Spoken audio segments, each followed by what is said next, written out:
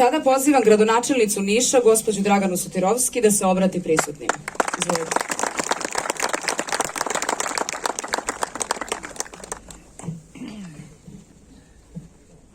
Poštovane prisutne zvanice, poštovani borci, heroji, članovi porodica žrtava NATO agresije, dame i gospodo. Pre 22 godine otpočela je bitka kojom se na današnji dan ponosimo. Udario je Golijat na Davida. David je uzvratio i pobedio.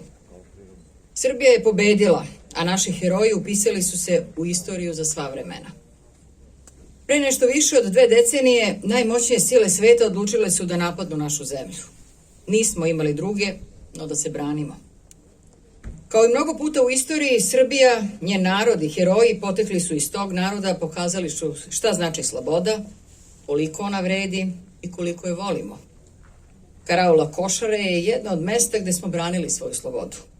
Otpor koji su pružili naši vojnici i svi oni koji su štitili ovaj narod ostaće upamćen kao primer velike žrtve i nesebične borbe za svoju otadžbinu.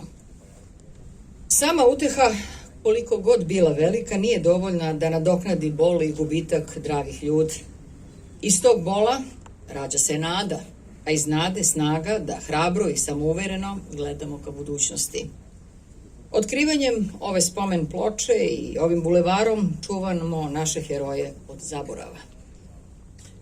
Tog 9. aprila 1999. godine niko od besmrtnih junaka sa Košara nije se pitao da li je pravedno to za šta se bori. Nisu se pitali ni da li se nalaze na pogrešnom mestu, u pogrešnom vremenu, da li su možda rođeni pogrešne godine ili u pogrešnoj zemlji. Svi su oni tada bili jedno. Svi su se oni borili sa istim ciljem, sa istom verom i sa istom nadom.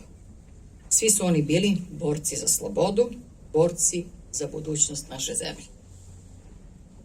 Besmrtni heroji Košara, majka otadžbina se ponosi vama. U vas gledaju građani Srbije, u vas će gledati buduće generacije mladih koji će biti nadahnute vašim delima u borbi za svoju zemlju.